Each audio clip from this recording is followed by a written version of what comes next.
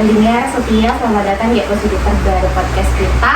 Hari ini kita akan membahas topik yang sangat penting dan relevan, yaitu toxic relationship. Siapa sih yang masih terjebak dalam lingkungan ini? Nah, sebelum kita mulai, jangan lupa untuk follow dan share podcast ini agar bermanfaat kepada kalian semuanya. Oke, aku tidak sendirian di sini karena aku punya dua narasumber. Hai, kabar dong. Hai. Oke, kenalan dulu. Namanya siapa nih? Kalau saya Irawan. Oke. Ya, kalau saya Sigi. Oke, ada Kak Irawan dan Kak Sigi. Jadi mereka berdua akan menemani kita berbincang selama beberapa menit ke depan. Seperti yang udah tadi dibilang, bahwa kita akan membahas tentang toxic relationship. Nah, yang namanya toxic itu pasti nggak baik ya, dan pasti ada tekanan dari orang lain untuk diri kita sendiri. Oke, kalau menurut Kak Irawan dulu nih, toxic itu kayak gimana?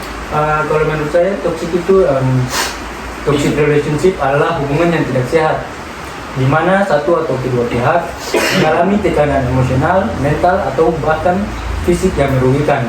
Hubungan ini bisa terjadi dalam berbagai konteks, seperti hubungan romantis, persahabatan, atau bahkan hubungan keluarga.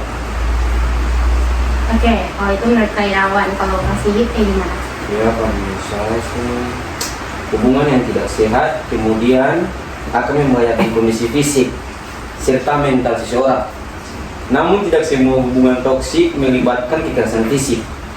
Hubungan yang toksik biasanya akan melibatkan kurangnya penghargaan terhadap orang lain, sehingga sering melanggar batasan pribadinya, bahkan sering dilakukan tanpa sadar.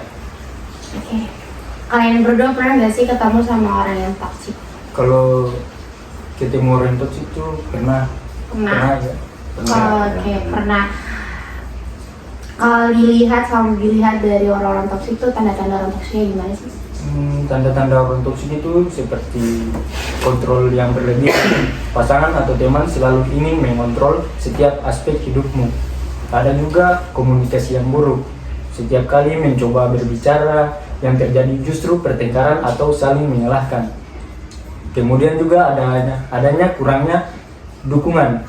Tidak ada dukungan emosional atau dorongan positif dari pasangan atau teman. Oke, kalau menurut Kak Sigit kayak gimana?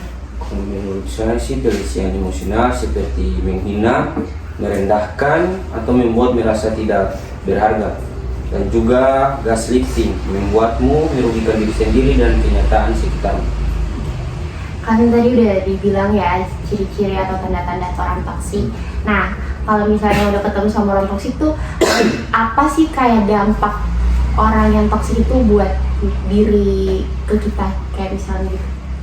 Kalau dampak orang toksik itu adanya dampak psikologis seperti depresi, kecemasan, dan rendah diri. Ada juga dampak fisik, masalah kesehatan seperti insomnia, gangguan makanan, dan penyakit kronis. Oke, kalau Kak Sigit kayak gimana? Kalau menurut saya sih dampak sosial sih, seperti isolasi dari teman dan keluarga, kehilangan jaringan dukungan sosial. Itu aja sih menurut saya. Oke, nah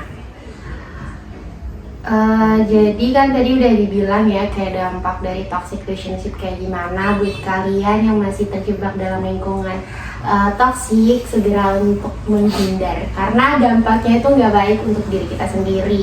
Karena fisik, mental, dan psikologis kita terganggu. Oke, selanjutnya mengapa ada kayak seseorang itu mereka bertahan di toxic?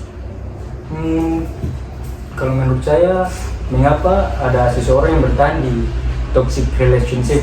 Yang pertama juga ada yang ketergantungan emosional, seperti rasa takut kesepian atau tidak mampu. Kemudian juga ada manipulasi dan gaslighting yang membuat korban merasa bahwa mereka tidak layak mendapatkan hubungan yang lebih baik. Kalau menurut Kak Sigit kayak gimana orang yang bertahan di toxic relationship? Yang bertahan menurut saya sih cuma harapan perubahan, keyakinan bahwa pasangan akan berubah suatu saat nanti. Saya sih menurut saya. Oke. Yang terus gimana kalau kita udah dalam lingkungan toksik? Bagaimana kita mengatasi toxic relationship? Mengatasi toxic relationships yang saya tahu juga adanya sadari dan akui. Yang langkah pertama adalah mengenali bahwa kamu berada dalam hubungan yang tidak sehat. Kemudian juga ada cari dukungan, bicarakan dengan teman atau keluarga yang bisa dipercaya, atau pertimbangkan konseling profesional. Oke. Atau kalau menurut dari Kairawa sendiri nih, kalau menurut Kak Sigit juga kayak gimana? Boleh diulang pertanyaannya? Oke, jadi gimana sih kita tuh mengatasi toxic relationship? Tentunya jaga batasan, jangan biarkan pasangan atau teman melanggar batasan yang sudah kamu tentukan. Ya. Rencanakan keluar, jika hubungan sudah tidak bisa diperbaiki, rencanakan cara untuk keluar dari hubungan tersebut dengan aman. Saya sendiri. Oke, itu aja. Nah, mungkin itu aja ya yang kita bisa share buat teman-teman semuanya. Semoga apa yang kita bicarakan kali ini bisa bermanfaat untuk kalian semua. Dan buat kalian yang masih terjebak dalam lingkungan toksik, segera menghindar, karena yang sudah dijelaskan semuanya itu akan berdampak buruk untuk diri kalian sendiri. So, terima kasih banyak untuk kalian yang sudah menonton. Jangan lupa untuk di-share. Terima kasih juga untuk kedua narasumber kita. Terima kasih sudah meluangkan waktu untuk datang ke sini, berdiskusi bareng sama aku juga. Dan dadah, see you, sampai jumpa di next podcast sebelumnya. Dah.